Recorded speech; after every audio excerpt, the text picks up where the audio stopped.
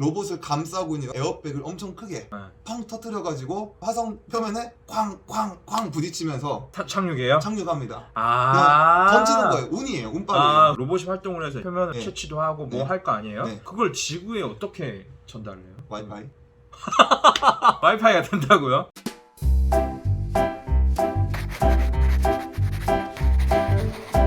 자, 2부 시작하도록 하겠습니다. 할까요? 자, 2부에서는 어떤 이야기를 해볼 거냐면 이어서 그냥 화성 테라포밍 마스에 네. 대한 이야기를 계속 할 거예요. 네. 최근에 2021년에 네. 나사에서 화성 네. 탐사 로봇이 발사해가지고 도착을 했다고 들었어요, 기사로. 맞습니다. 퍼시비어런스 호가 네. 새로 나갔죠. 그리고 뭐 헬기 착륙 이런 것도 네, 맞습니다.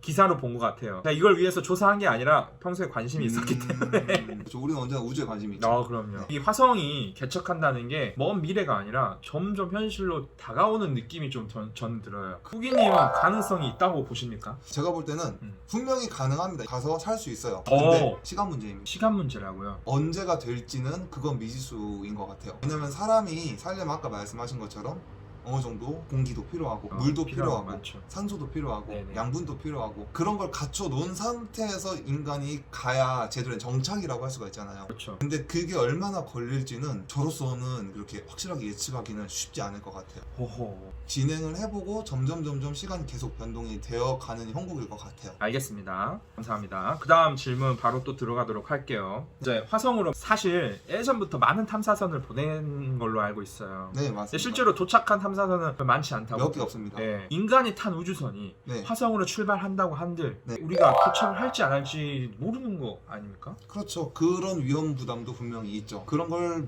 무릅쓰고라도 가는 거죠. 그런 위험 부담을 최대한 줄이기 위해서 다른 로봇들을 많이 보내가지고 그렇죠. 그게 퍼센테이지가 올라갔을 때 그렇죠. 인간이 가겠죠. 최초에 갔던 그 로봇들이 착륙하는 장면이랑 가장 최근에 갔던 퍼시비어런스 호가 착륙하는 과정이 너무나 다릅니다. 진짜. 왜요? 시대가 변했어요. 똑같이 로봇이 도착을 했는데 네. 예전 거와 지금 게 다르다. 착륙하는 과정이 네, 우주에서 떨어지는 거예요. 행성 표면으로. 속도가 엄청 빠르죠. 빠르겠죠. 네. 게다가 화성 대기가 적습니다. 우리가 낙하산을 타고 내려온다는 것은 공기의 저항을 타고 내려오는 거잖아요. 저항받을 공기가 별로 없어요.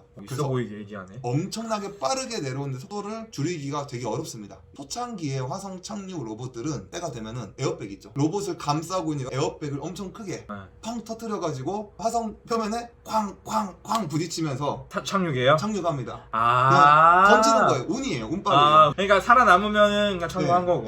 비슷한 환경인 지구 사막 같은 데서 여러 번 시도를 했겠죠. 그래가지고 가장 확률이 높은 방법으로 던졌겠죠. 이제 안전한 곳에 착륙을 하고 멈추면은 에어백이 다 풀리고 그 안에서 로봇가 나오는 시기였어요. 네. 근데 이번에 퍼시비어런스 호가 착륙하는 과정을 보면은 엄청 멋있습니다. 멋있다고요? 로봇이 네. 있고 위에 헬리콥터 같은 운송체가 있어요. 드론 같은 거네. 공기가 별로 없기 때문에 프로펠러를 이용하면은 효과가 그렇게 크지 않아요. 역추진 제트를 발사합니다. 그러니까 로켓이 탁 올라갈 때 밑으로 제트 엔진 보이죠? 그거를 밑으로 쏘면서 속력을 늦추는 거예요. 로봇이 천천히 떨어지게 하기 위해서 예. 반대로 쏜 거 아니야? 그래가지고 안전한 속도에 와서 착륙을 멈추고. 시켜놓고 얘는 이제 가는 거예요. 로봇만 남고. 예. 로봇은 이제부터 활동을 시작하고. 그것도 궁금해요. 로봇이 활동을 해서 표면을 네. 채취도 하고 뭐 네. 할 거 아니에요? 네. 그걸 지구에 어떻게 전달을 해요? 와이파이. 와이파이가 된다고요? 와이파이는 같이- 지역망인데 지역망. 우리 지역망인데? 태양계천 아니겠습니까? 아, 와이파이는 아니지만 와이파이처럼 무선 통신망을 이용해가지고 가능하다. 지구로- 화성까지는. 네. 그래서 얼마 전에 나사에서 그 퍼시비어런스 호가 관찰한 내용들이 실시간으로 지금 나사 홈페이지에 올라오고 있습니다. 얼마 전에는 바람 소리까지도 이 나사 홈페이지에 공개된 적이 있었어요. 이것으로 화성에 대기가 있는 게 완벽하게 입증이 되었다. 그렇죠. 후기님은 만약에 이거 갈 기회 있으면 갈 겁니까? 저는 무조건 갑니다. 만약에 된다. 죽을 확률도 있는데. 그래도 도전할 만한 가치가 있다고 봅니다. 와, 자식도 없는데. 자식 없으니까. 아. 자식 있으면 좀 고민할 것 같아요. 근데 1인 가정이기 때문에. 1인 가정. 네. 오케이. 지금 촬영하고 있는 곳이 꾸기님 집입니다. 되게 멋있죠. 사실 이분이 또 사진을 취미로 갖고 있어가지고 네. 직접 다 찍은 사진들이 뒤에 다 있고, 그리고 여기 보면 되게 재밌는 게 많아요. 천체 관측에 대한 강의도 많이 하신다고 해서 비싼 망원경을 갖고 있습니다. 저도 한번 따라서 네. 천체 관측하러 가봤었어요. 그때 갔었죠 한번. 네, 맞아요. 깜짝 놀랐습니다. 그 천체 관측 설명을 해줄 때 원래 손가락으로 저 이렇게 별 이렇게 해야 되는데 갑자기 그 스타워즈의 광선검처럼 레이저가 쫙 진짜 신기했어요. 레이저 포인트 하면은 끝이 상이 맺혀야 되는데 하늘인데 레이저 포인트가 쫙 별까지. 네, 맞습니다. 근데 이게 일반인들은 살 수 없는 거라고 하더라고요. 이게 눈에 쏘면 실명되니까 그런 건가요? 네, 위험한 물건이기 때문에 합법적으로 유통은 금지가 되어 있고요. 천문학 강사들이나 이런 사람들이 교육적인 이게- 목적으로만 오. 사용하겠다라는 서약을 하고 사용하게 됩니다. 하나 갖고 싶었는데 저는 가질 수 없겠네요. 진짜 멋있던데. 천문학 자격증 따면 됩니다. 천만 자격증.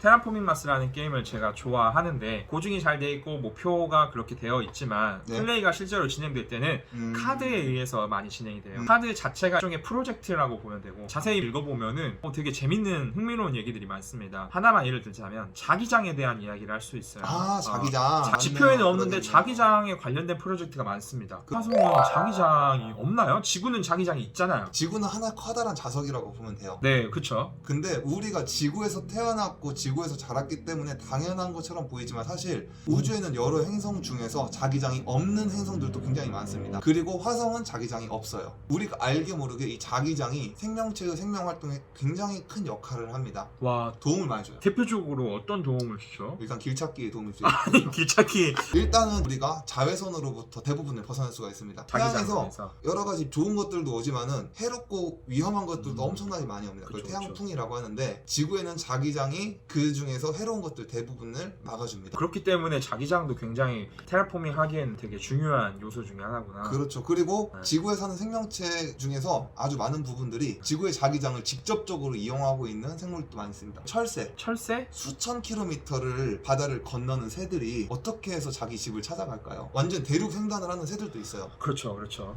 몸에 자기장을 이용해가지고 방향을 태어날 아, 때부터 선천적으로 진짜? 네, 몸 자체가 나침반 같은 역할을 해서 본능적으로 방향을 아는 거야. 되게 그러고요. 신기하네. 네, 만약에 화성의 자기장을 인공적으로 만들 수 있다면 아주 많은 부분을 쉽게 도움을 받을 수 있을 것 같습니다. 인공적으로 자기장을 만드는 장치를 만들어야겠네. 만약에 그럴 수 있다면 좋겠지만 제 생각에 자기장이 생명체를 넓은 개념을 보았을 때는 필수는 아니라고 생각합니다. 네? 아마 그래서 그 세 가지 기본 요건에 안 들어가지만은 옵션에 들어가 있는 것 같아요.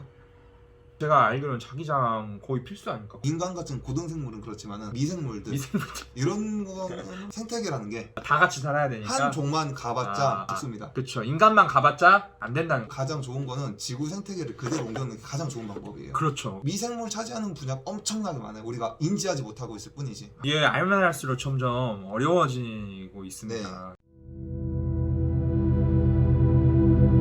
아무튼 테라포밍이라는 얘기는 지구에 있는 생명체들이 살기 위해서 화성을 지구화하는 프로젝트라고 볼 수 있습니다. 게임이 재밌고요.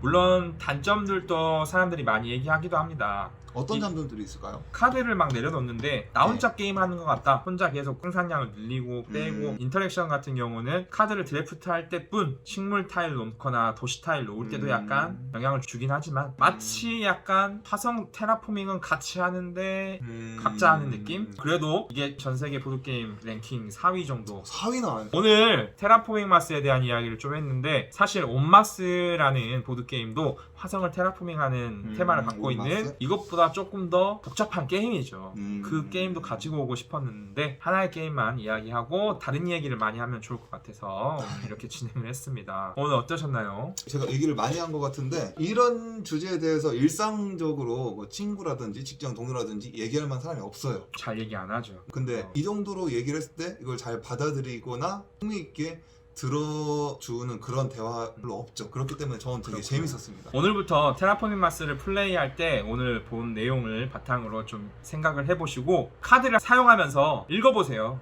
재밌는 내용들이 생각보다 많습니다. 여기까지 오늘 꾸기님과 함께 우주, 특히 화성에 대한 이야기를 해보았습니다. 다음에 또 기회가 된다면 한 번 더 네. 같이 콜라보를 하도록 하죠. 우주에 관련된 보드게임 또 많이 있으니까. 네, 안녕. 안녕.